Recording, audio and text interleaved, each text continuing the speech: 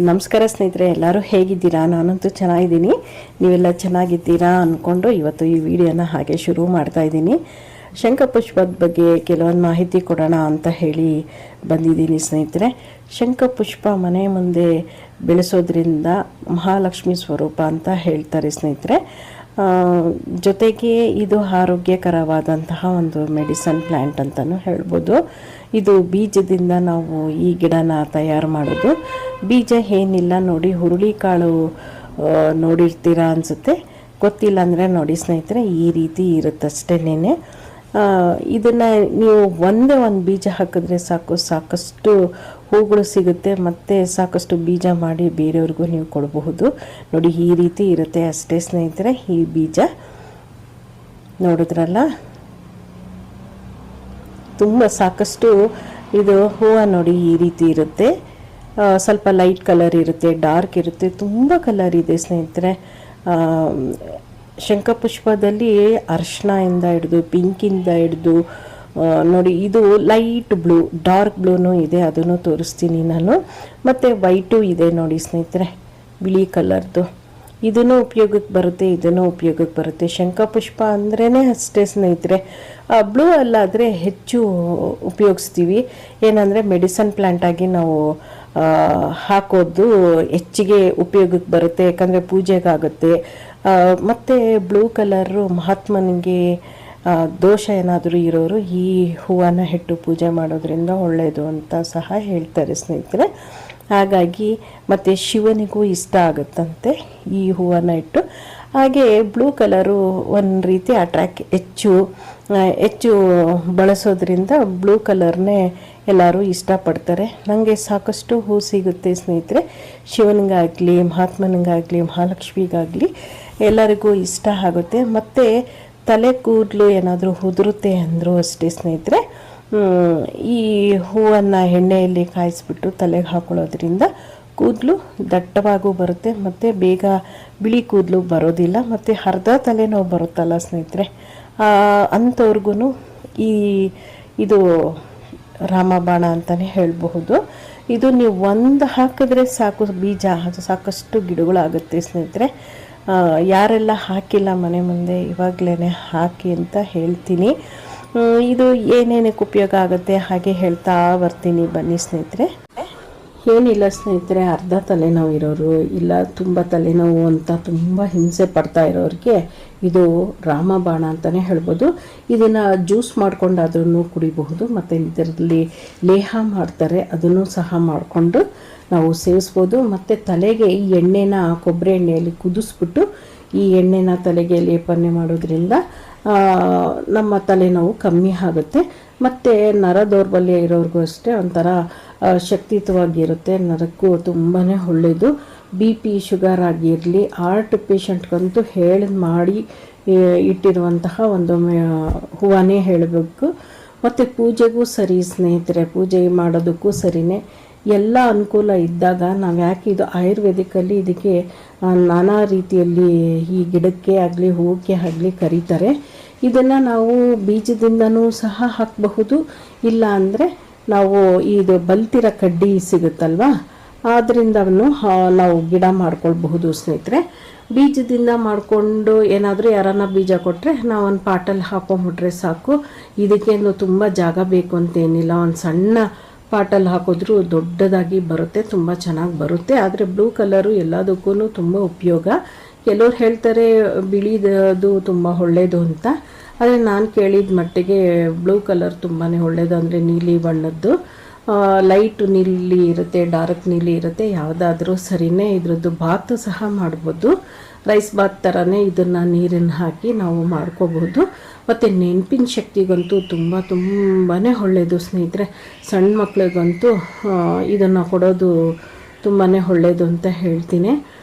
ಮತ್ತು ಈ ಸರಿ ಮಾಡಬೇಕಾದ್ರೂ ಅಷ್ಟೇ, ಮಕ್ಕಳಿಗೆ ಸರಿ ಮಾಡಬೇಕಾದ್ರೂ ಈ ಶಂಖಪುಷ್ಪದ ಹೂನ ಸೇರಿಸ್ತಾರೆ. ಮತ್ತು ರಾಗಿ ಹಿಟ್ಟು, ಇದನ್ನು ಚೆನ್ನಾಗಿ ಹೂನ ಕಿತ್ಬಿಟ್ಟು ಒಣಗಿಸ್ಕೋಬೇಕು. ನಾನು ಒಣಗಿಸಿ ಇಟ್ಟಿರೋದು ಸಾಕಷ್ಟು ವಿಡಿಯೋದಲ್ಲಿ ನೋಡಿರ್ತೀರ. ಒಣಗಿಸ್ಬಿಟ್ಟು ನಾನು ಕೆಲವೊಂದು ಹಿಟ್ಟದ ಜೊತೆಗೂ ನಾನು ಪುಡಿ ಮಾಡಿ ಸೇರಿಸ್ಕೊಳ್ತೀನಿ. ಮತ್ತು ಪುಡಿ ಮಾಡಿ ಶೇಖರಣೆ ಮಾಡಿ ಇಟ್ಕೊಂಡು ಯಾವಾಗ ಬೇಕಾದರೂ ನೀವು ಇದನ್ನು ನೀರಲ್ಲಿ ಕಲಿಸ್ಬಿಟ್ಟು ಕುಡಿಬಹುದು ಸ್ನೇಹಿತರೆ. ಆದರೆ ಹಾರ್ಟ್ ಪೇಷಂಟ್ ಅವ್ರಿಗೆ ತುಂಬಾ ಒಳ್ಳೆಯದು. ದಯವಿಟ್ಟು ಯಾರೇ ಆಗಿರಲಿ, ಶುಗರು, ಬಿ ಪಿ ಇದೆಲ್ಲ ನಾರ್ಮಲ್ ಆಗೋಗ್ಬಿಟ್ಟಿದೆ. ಇದಕ್ಕೆಲ್ಲ ರಾಮಬಾಣ ಅಂದರೆ ಶಂಖಪುಷ್ಪ, ಅದರಲ್ಲೂ ಲಕ್ಷ್ಮಿ ನಾಟ್ಯ ಆಡ್ತಾ ಇದ್ದಾಳೆ. ಮತ್ತು ಶನಿ ದೋಷ ದೂರ ಆಗಬೇಕಂದ್ರೆ ಈ ಹೂವನ್ನು ಡೈಲಿ ದೇವರಿಗೆ ಇಟ್ಟು ಅರ್ಪಣೆ ಮಾಡಿ ಪೂಜೆ ಮಾಡೋದ್ರಿಂದ ತುಂಬ ಒಳ್ಳೆಯದು. ಮನೆ ಮುಂದೆ ಅಂತೂ ನಮ್ಮ ಬಾಗಿಲು ಬಲಭಾಗದಲ್ಲಿಟ್ರಂತೂ ತುಂಬಾ ಒಳ್ಳೆಯದು. ತುಳಸಿಗೆ ಹೇಗೆ ಶ್ರೇಷ್ಠತೆ ನಾವು ಕೊಡ್ತೀವೋ ಹಾಗೆ ಶಂಖಪುಷ್ಪಗೂ ತುಂಬ ಬೇಡಿಕೆ ಇದೆ ಮತ್ತು ಅಷ್ಟೇ ಒಳ್ಳೆಯದು, ಆಶೀರ್ವಾದನೂ ಇದೆ ಸ್ನೇಹಿತರೆ. ಇದು ನಾವು ಹೂವು ಒಣಗಿಬಿಟ್ಟಿದೆ ಅಂತ ಬಿಸಾಕೋಕ್ಕೆ ಹೋಗಬೇಡಿ, ಒಣಗಿಸಿ ಅದನ್ನು ತುಂಬ ರೀತಿಯಲ್ಲಿ ನೀವೇ ನೋಡ್ತಾ ಇರಿ. ಅದರದ್ದು ಉಪಯೋಗಗಳು ಗೊತ್ತೇ ಆಗ್ತಾ ಇರುತ್ತೆ. ಒಣಗಿಸಿದ್ರು ಒಂದು ಹೂವು ಬೇಯಿಸಾಕಕ್ಕೆ ಮನಸ್ಸೇ ಬರಲ್ಲ ಸ್ನೇಹಿತರೆ. ಇಷ್ಟೆಲ್ಲ ಉಪಯೋಗ ಇದ್ದಿದ್ದಾಗ ನೀವು ಯಾಕೆ ನಿಮ್ಮ ಮನೆ ಮುಂದೆ ಒಂದು ಪಾಟಲ್ಲೇ ಹಾಕ್ಕೊಳ್ಬಾರ್ದು? ಯಾರಿಗಾದರೂ ಬೀಜ ಬೇಕಾದರೆ ಕಮೆಂಟ್ಸ್ ಮೂಲಕ ತಿಳಿಸಿ, ನಾನು ಬೀಜನ ಕಳಿಸ್ಕೊಡ್ತೀನಿ. ನಿಮ್ಮ ಮನೆ ಮುಂದೆನೂ ನೀವು ಹಾಕ್ಕೊಡಿ. ನಾನು ತುಂಬ ಹಾಕಿದ್ದೀನಿ. ನಾನು ಪೂಜೆಗಲ್ದಿರೆ ನಾವು ಇಲ್ಲೊಂದು 6-8 ಮನೆಯವರು ಬಳಸ್ಕೊತಾರೆ. ಜೊತೆಗೆ ಬೀಜ ಆಗಿದ್ದಲ್ಲಿ ನಾನು ಕೇಳಿದವ್ರಿಗೆಲ್ಲ ಕೊಡ್ತಾ ಇರ್ತೀನಿ. ಒಳ್ಳೆಯದು ಅಂದಮೇಲೆ ನಾವು ಯಾಕೆ ಏನು ಕೊಡೋದ್ರಲ್ಲಿ ತಪ್ಪೇನಿಲ್ಲ. ದಾನ ಮಾಡೋದ್ರಲ್ಲಿ ಯಾವುದು ದಾನ ಅಂದರೆ ಶ್ರೇಷ್ಠವಾದ ದಾನನೇ ಈ ದಾನ ಅಂದ್ಕೊಂಡಿದ್ದೀನಿ ನಾನು. ನಂಗೆ ಅಷ್ಟು ಇಷ್ಟ ಆಗುತ್ತೆ ಕೊಡೋದಕ್ಕೆ. ದಯವಿಟ್ಟು ಯಾರಿಗಾದರೂ ಬೇಕು ಅಂದರೆ ಹೇಳಿ, ನಾನು ಕೊಡೋಕ್ಕೆ ಇಷ್ಟಪಡ್ತೀನಿ ಸ್ನೇಹಿತರೆ. ಯಾರೂ ತಪ್ಪು ತಿಳ್ಕೊಬೇಡಿ. ನನಗೆ ಕೊಡಬೇಕು ಅಂತ ತುಂಬ ಆಸೆ ಇದೆ. ಕಮೆಂಟ್ಸ್ ಮೂಲಕ ತಿಳಿಸಿ. ನಿಮಗೆ ಆನ್ಲೈನ್ ಮೂಲಕ ನಿಮ್ಮ ಮನೆಗೆ ತಲುಪಿಸೋ ಜವಾಬ್ದಾರಿ ನಂದಾಗಿರುತ್ತೆ. ಮತ್ತು ಇನ್ನೇನೂ ಇಲ್ಲ. ಈ ಬೀಜ ಆಗಲಿ ನಿಮಗಿಲ್ಲೇ ಅಕ್ಕಪಕ್ಕ ಎಲ್ಲೇ ಸಿಕ್ಕಿದ್ರೂ ಬಿಡಬೇಡಿ, ಈಸ್ಕೊಂಡು ನೀವು ಹಾಕಿ. ಮತ್ತು ಯಾರಿಗಾದ್ರೂ ಕೊಡಬೇಕಂದ್ರೂ ಧಾರಾಳವಾಗಿ ಕೊಡಿ ಸ್ನೇಹಿತರೆ. ಅವರೂ ಹಾಕ್ಕೊಳ್ಳೆ ಆರೋಗ್ಯದಿಂದಿರಬೇಕಲ್ವ ಸ್ನೇಹಿತರೆ. ದೇವರ ಆಶೀರ್ವಾದನೂ ಬೇಕು, ಆರೋಗ್ಯನೂ ಬೇಕು. ಮಕ್ಕಳಿಗೆ ನೆನಪಿನ ಶಕ್ತಿಗೆ, ನಮಗೆ ಆಗಲಿ ನೆನಪಿನ ಶಕ್ತಿಗೆ ಅವಶ್ಯಕತೆ ಇದ್ದೇ ಇದೆ ಅಲ್ವಾ ಸ್ನೇಹಿತರೆ. ಅದರಿಂದ ಆದಷ್ಟು ನಾನು ಕೇಳ್ಕೊಳ್ಳೋದಿಷ್ಟೇ. ಏನಾದರೂ ನನ್ನ ಮಾತಿನಲ್ಲಿ ತಪ್ಪಿದರೆ ಕ್ಷಮೆ ಇರಲಿ. ನನಗೆ ಅಷ್ಟೊಂದು ಇದಾಗ್ಬಿಡ್ತೀನಿ ಯಾರಿಗಾದ್ರೂ ಕೊಡಬೇಕಂದ್ರೆ. ನಾವು ಮನಸ್ಪೂರ್ವಕವಾಗಿ ನೀಟಾಗಿ ಕೊಡಬೇಕಲ್ಲ, ಅದಕ್ಕೋಸ್ಕರನೇ ನಾನು ಈ ರೀತಿ ಹೇಳ್ತಾ ಇದ್ದೀನಿ ಅಷ್ಟೇ ಸ್ನೇಹಿತರೆ. ಇದು ಆಯುರ್ವೇದಿಕಲ್ಲಿ ತುಂಬ ಇದೆ. ಮತ್ತು ಯೋಗಕ್ಕೆ ಹೋಗ್ತಾ ಇದ್ದಾಗ ಇದ್ರದ್ದು ರೈಸ್ ಬಾತ್ ಅಲ್ಲೇ ನಾನು ಕಲ್ತಿದ್ದು.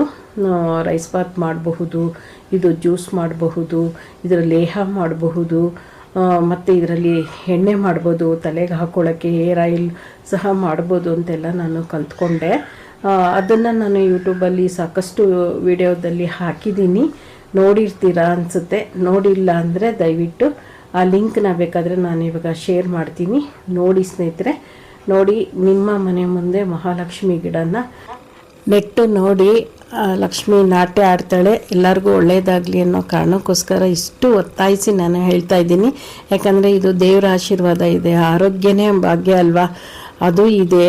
ಮತ್ತು ಮಕ್ಕಳಿಗೆ ಬುದ್ಧಿವಂತಿಕೆ, ಎಲ್ಲರಿಗೂ ನೆನಪಿನ ಶಕ್ತಿಗೂ ಈ ಕಾಲದಲ್ಲಂತೂ ಟೆನ್ಷನ್ನೇ ಆಗೋಗ್ಬಿಟ್ಟಿರುತ್ತೆ. ಅಂಥದ್ರಲ್ಲಿ ಯಾವುದೋ ಒಂದು ಟೆನ್ಷನಲ್ಲಿ ಇನ್ನೇನೋ ಮರ್ತೋಗ್ಬಿಟ್ಟಿರ್ತೀವಿ.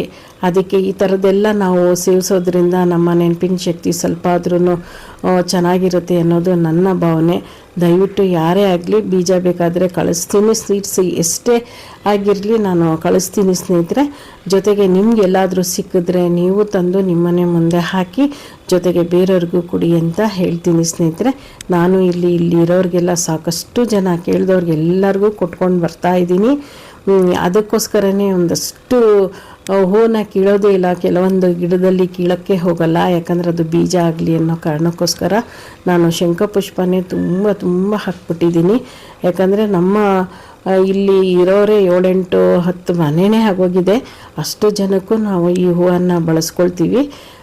ಪೂಜೆಗೂ ಇಡ್ತಾರೆ, ಮತ್ತು ಜ್ಯೂಸ್ ಮಾಡ್ಕೊಳ್ಳೋಕ್ಕಾಗಲಿ, ರೈಸ್ ಬಾತ್ ಮಾಡ್ಕೊಳ್ಳೋದಾಗಲಿ, ಲೇಹ ಮಾಡ್ಕೊಳ್ಳೋದಾಗಲಿ, ತಲೆಗೆ ಹೇರ್ ಆಯಿಲ್ ಮಾಡ್ಕೊಳ್ಳೋದಾಗಲಿ, ಎಲ್ಲದಕ್ಕೂ ನಾವು ಈ ಹೂವಂತೂ ಅಷ್ಟೊಂದು ಸಮೃದ್ಧಿಯಾಗಿದೆ. ಶನಿವಾರ ಬಂತು ಅಂದರೆ ಎಷ್ಟೋ ಜನ ಹೂವೇ ಇರೋದಿಲ್ಲ, ಎಲ್ಲ ಕಿತ್ತಿರ್ತಾರೆ, ಅಷ್ಟೊಂದು ಆಗ್ಬಿಟ್ಟಿರುತ್ತೆ ಸ್ನೇಹಿತರೆ.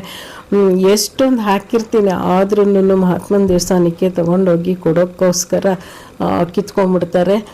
ಕಿತ್ಕೊಂಡು ಕೊಡಲಿ ಅಂತ ನಾನು ಬಿಟ್ಟು ಬರ್ತೀನಿ, 1-2 ಹೂ ಕಿತ್ಕೊಂಡು ಬರ್ತೀನಿ.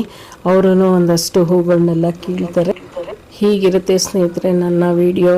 ಯಾರಿಗೆಲ್ಲ ಇಷ್ಟ ಆಯಿತು ಒಂದು ಲೈಕ್, ಶೇರ್, ಕಮೆಂಟ್ಸ್ ಮೂಲಕ ನಿಮ್ಮ ಅನಿಸಿಕೆ ಅಭಿಪ್ರಾಯನ ತಿಳಿಸ್ತೀರಾ ಅಂತ ಹೇಳ್ತಾ ನೆಕ್ಸ್ಟ್ ವಿಡಿಯೋದಲ್ಲಿ ಸಿಗ್ತೀನಿ. ನಮಸ್ಕಾರ.